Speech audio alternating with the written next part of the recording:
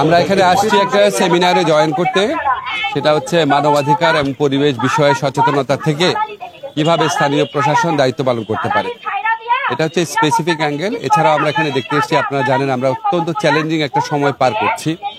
আমাদের ছাত্র জনতার রক্তের উপর দিয়ে একটা নতুন শাসন ব্যবস্থা আসার সুযোগ সৃষ্টি হয়েছে, নতুন রাষ্ট্র সংস্কারের সুযোগ সৃষ্টি হয়েছে। প্লাস একই সাথে সাথে সেই সময় যে গণহত্যা হয়েছিল সেটার বিচারের সুযোগও সৃষ্টি হয়েছে। এছাড়া এখানে অতীতে যেরকম অনেক গায়েবী মামলা হয়েছিল সেই সমস্ত মামলার ব্যাপারও আছে। তো আমরা সামগ্রিকভাবে এখানে দেখতে এসেছি, এখানে যারা স্টেক হোল্ডার আছেন, জেলা প্রশাসন, ডিসি অফিস আছেন, ইউএনও আছেন, পুলিশ প্রশাসন, এসপি আছেন, ওসি আছেন, বিচার প্রশাসনে আমাদের বিচারকরা আছেন, পিপি অফিস আছেন, ওনারা যেন সমন্বিতভাবে কাজ করতে পারে। যারা যাদের বিরুদ্ধে অভিযোগের শক্ত প্রমাণ আছে, যেমন যাদের বিরুদ্ধে অপরাধে জড়িত থাকার যথেষ্ট প্রাথমিক সাক্ষ্য প্রমাণ আছে, তাদের ব্যাপারে যেন যথোপযুক্ত পদক্ষেপ নেওয়া হয়। আবার কেউ যেন অযথা হয়রানির মধ্যে না পড়ে।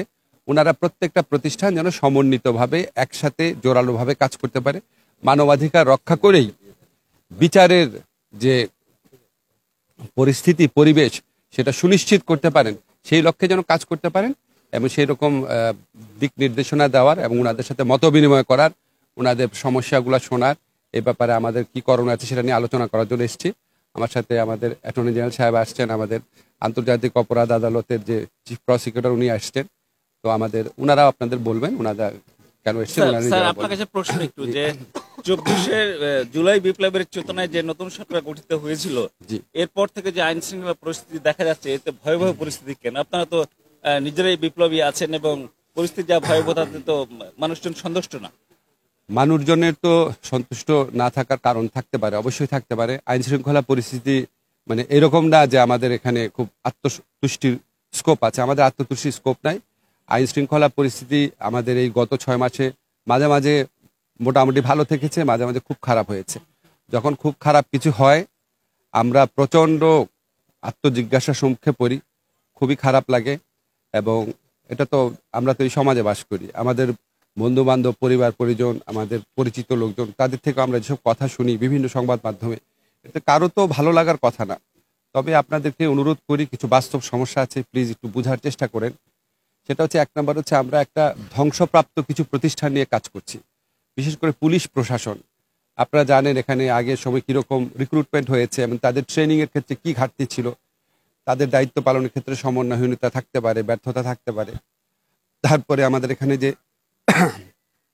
পুলিশ, বিচার প্রশাসন, সবকিছু সব ক্ষেত্রেই আমরা যেটা সোজা করে বলতে চাই, আমরা মানে ধ্বংস হয়ে যাওয়া প্রতিষ্ঠান নিয়ে কাজ শুরু করেছি। এটা একটা বড় চ্যালেঞ্জ। আবার এখানে আপনারা জানেন যারা পতিত ফ্যাসিস্ট শক্তি আছে, এরা তো আপনার কিছু লোক পালিয়েছে, মেজরিটি তো দেশে থেকে গেছে এবং তাদের হাতে হাজার হাজার কোটি টাকা। এগুলি তো বানানো কথা না, আপনারা জানেন। টাকা থাকলে এবং বদমতলব থাকলে অনেক আইন শৃঙ্খলা পরিস্থিতি নষ্ট করার মতো অনেক কিছু করা যায়। তাদের একটা রোল থাকতে পারে এবং আছে বলেও আমরা অনেকে বিশ্বাস করি। এছাড়া যারা স্বভাবগত অপরাধী, তাদেরও অবশ্যই ভূমিকা আছে এখানে।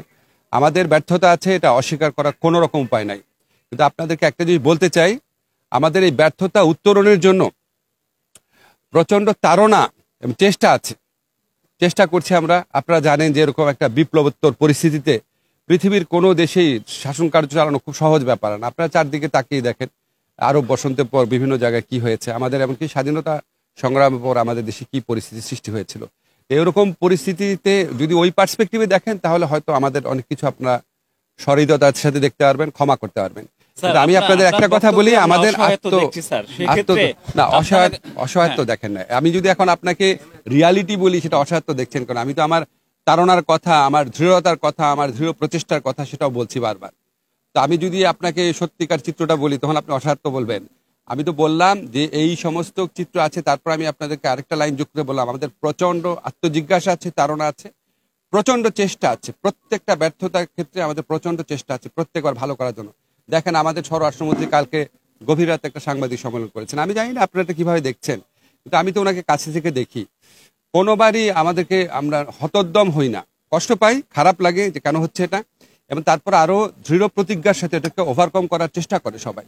আমি ওনার মধ্যেও সেই চেষ্টা দেখেছি। ব্যর্থতা থাকতে পারে, কিন্তু আমার কথা জাস্ট একটাই, যে আমাদের এখানে ফলস আত্মতুষ্টি আমরা পোষণ করি না কখনো। আর আর সেকেন্ড হচ্ছে ব্যর্থতা দেখে আমরা হতোদ্যম হয়ে যাই বা কিছু করার না, এটা ভাবি না। আমরা নতুন নতুন উপায় ভাবি।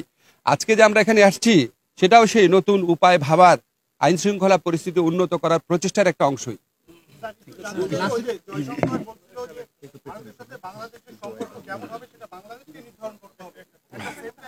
এটা আমাদের পররাষ্ট্রমন্ত্রী বলবেন।